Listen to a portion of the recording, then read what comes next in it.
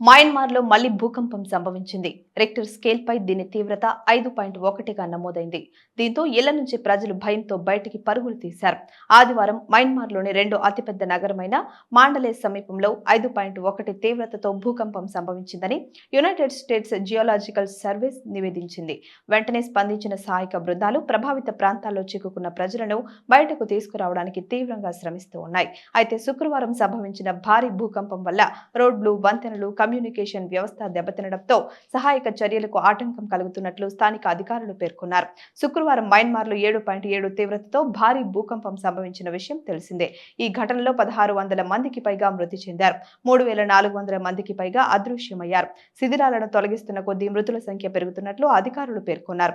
శనివారం ఉదయం 11:53 సమయంలో 4.3 తీవ్రతతో, మధ్యాహ్నం 2:30 3.8 తీవ్రతతో, 20 నిమిషాల వ్యవధిలో 4.7 తీవ్రతతో వరుసగా ప్రకంపనలు వచ్చినట్లు భూకంప వైజ్ఞానిక కేంద్రాలు వెల్లడించాయి. తాజాగా మరోసారి భూకంపం రావడంతో ప్రజలు భయాందోళనకు గురయ్యారు.